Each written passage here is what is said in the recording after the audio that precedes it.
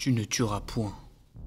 Une phrase simple, une règle qu'on nous enseigne dès l'enfance, un interdit qui prétend être universel. Mais les règles s'interprètent, le code d'honneur se tord, le vœu se corrompt, et la limite recule. Toujours. On dit « je n'ai pas le droit de tuer » jusqu'à ce que la haine prenne le dessus. Jusqu'à ce que la peur paralyse, jusqu'à ce que l'injustice devienne insupportable. Alors chacun trace sa propre frontière, forgée par son éducation, ses expériences, ses croyances.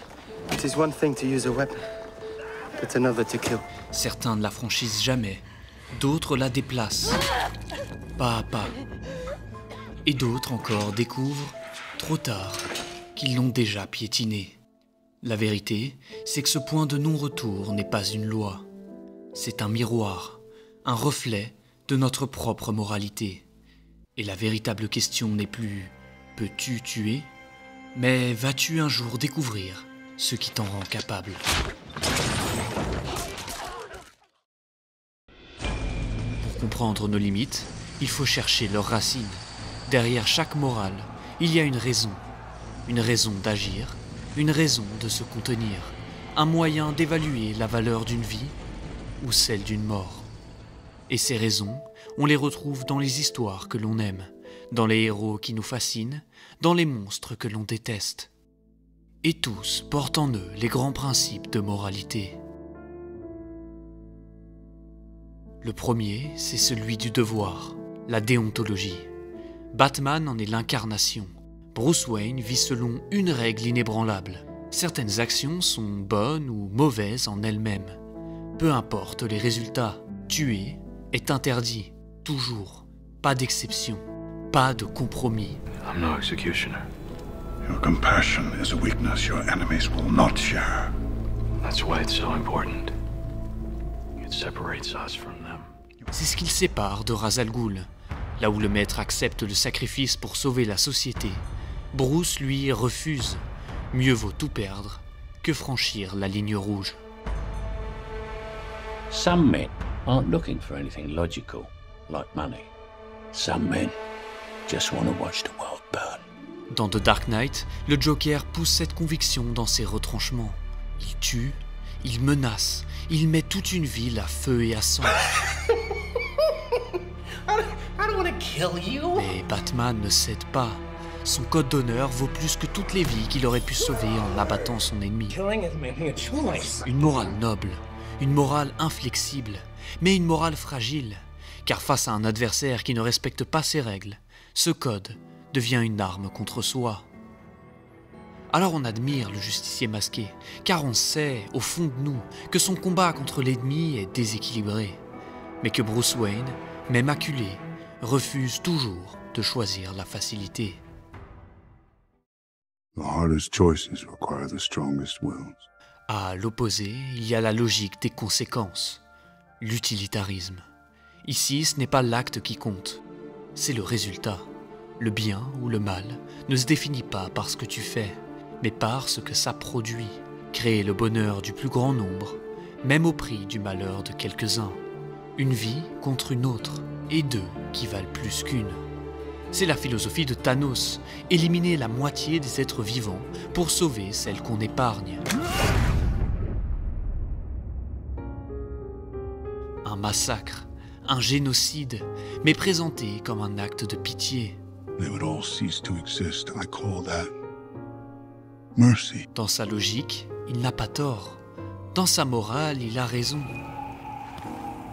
Alors on se met à le défendre, à le justifier.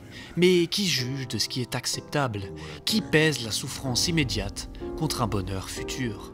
Et surtout, qui a le droit de décider pour les autres? Alors Thanos devient bel et bien un vilain, et non un héros, et ce, même aux yeux de ceux qu'il cherche à sauver. What did it cost? Everything.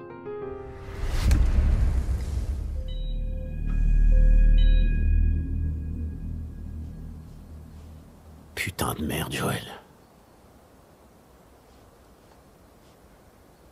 Qu'est-ce que t'as foutu?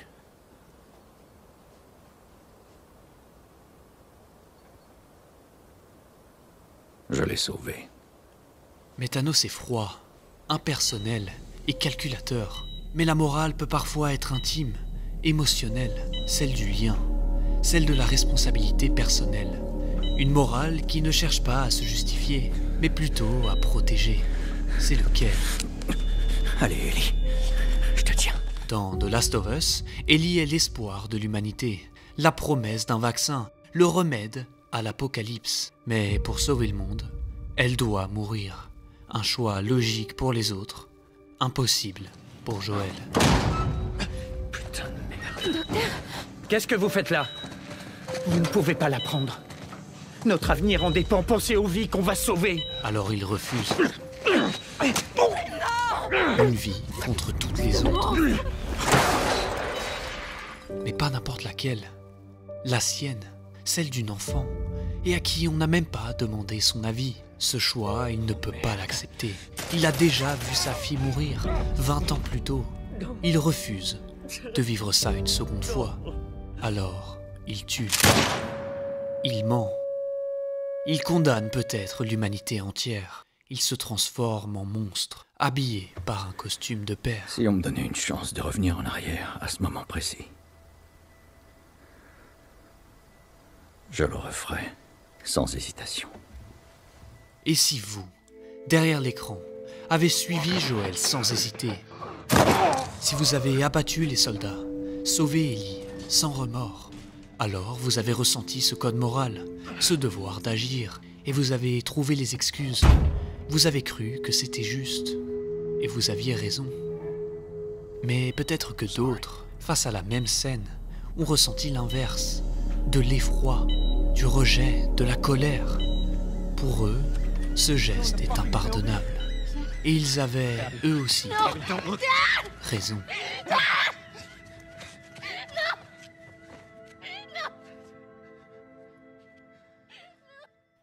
Parce que pour ces personnes, leur morale n'est pas celle du care. Leur voie est celle d'un autre chemin, plus droit, plus juste, celle de la vertu. La morale qui ne calcule pas, qui ne se fonde ni sur un devoir, ni sur des chiffres, ni sur des attachements, mais sur une seule question. Qu'est-ce qui est juste? Captain America, le défenseur de l'Amérique, de la liberté, et qui agit selon ce principe. Steve Rogers ne cherche pas la gloire, il ne se soumet pas aux règles, il ne défend pas seulement ce qu'il aime, il agit parce qu'il le faut. Protection. Is that how you see this? This is protection? I'm doing what has to be done. You keep telling yourself that. Dans Civil War, il s'oppose à Tony Stark, il provoque une guerre ouverte entre Avengers. Pourquoi?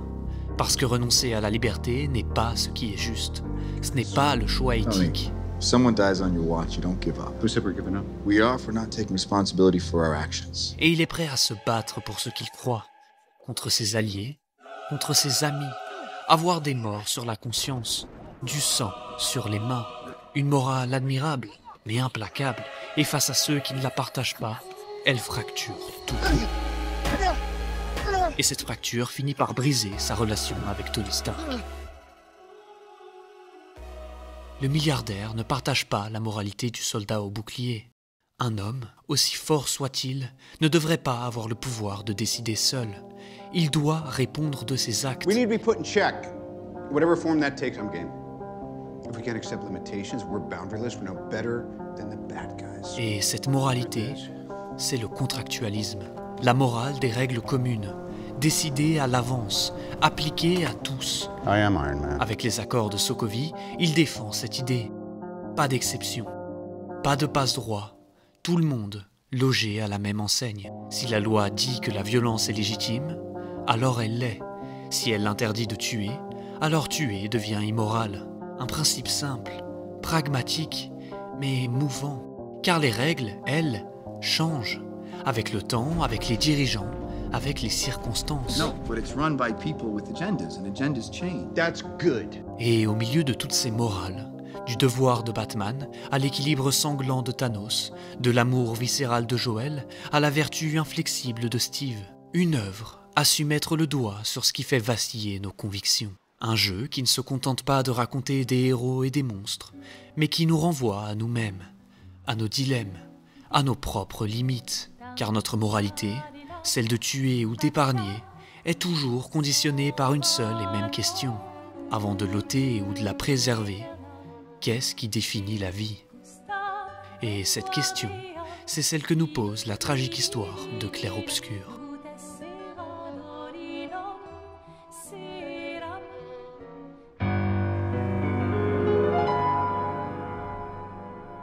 Et c'est par morale que je dois te prévenir que la suite de ce sujet abordera des spoilers majeurs sur la fin de Clair-Obscur. Imaginez un monde merveilleux, un monde de couleurs et de lumière, un monde sur une fresque, animé par une artiste au talent hors du commun. Dans cette toile, elle a mis ses souvenirs, ses désirs, ses peurs, un monde unique, bâti autour d'un seul centre, son fils, Verso, tragiquement décédé.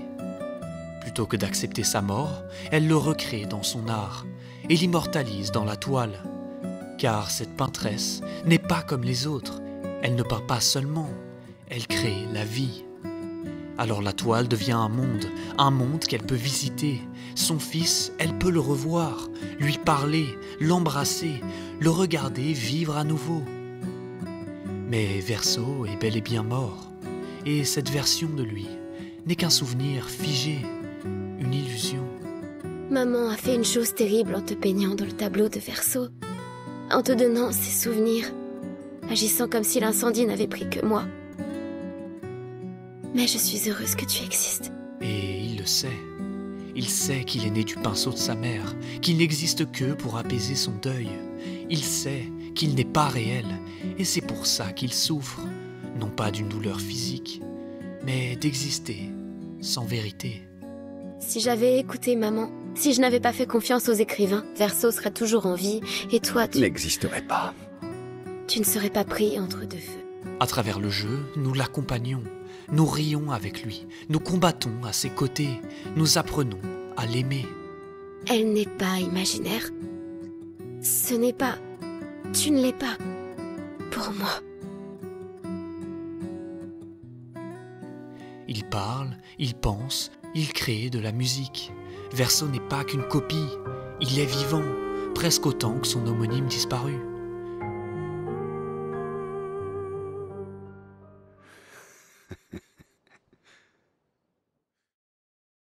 Tu es fatigué de peindre, pas vrai?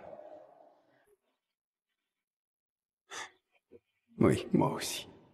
Puis arrive la fin, et le choix.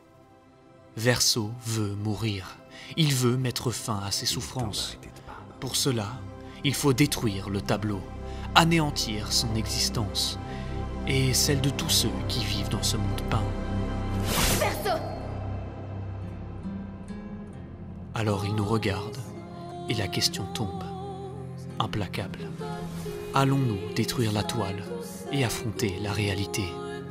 Ou préférons-nous vivre dans le mensonge, au milieu de prisonniers condamnés à une vie éternelle qu'ils n'ont pas choisie?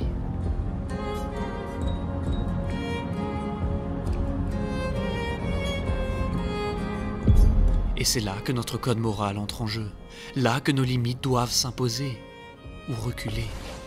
Verso est-il vivant? Et si oui, avons-nous le droit ou le devoir de le tuer? La déontologie est claire, Verso vit, il pense, il veut, il souffre. Alors le tuer est immoral, on ne juge pas les conséquences, on juge l'acte, et l'acte est interdit. L'utilitarisme, lui, regarde ailleurs, pas l'acte, mais le résultat. Tuer Verso, c'est douloureux, mais c'est libérer un fils de son calvaire, c'est obliger une mère à accepter son deuil. Un sacrifice, mais pour un bien plus grand. Le Caire va encore plus loin. Verso est seul, prisonnier, incapable de mettre fin lui-même à son existence. Alors c'est à nous de porter ce poids, de choisir pour lui, de prendre la responsabilité que lui ne possède pas. Pitié. Je ne veux pas de cette vie. Non, arrête de dire ça. Je ne veux pas de cette vie. La vertu demande une autre chose, la justice. On est tous des hypocrites. Et on fait tous subir la même chose aux autres. Mais qu'est-ce qui est juste ici? Protéger la dignité d'un enfant reflet ou préserver l'amour d'une mère qui refuse la réalité? Le contractualisme, lui, ne s'embarrasse pas. Ce n'est qu'un tableau, une création. Verso n'est pas reconnu comme un être de droit. Ce n'est pas Verso, mais une copie peinte à partir des souvenirs de notre mère. Ah, tu ferais bien de ne pas l'oublier. Alors le tuer n'est pas immoral. Le code ne s'applique pas.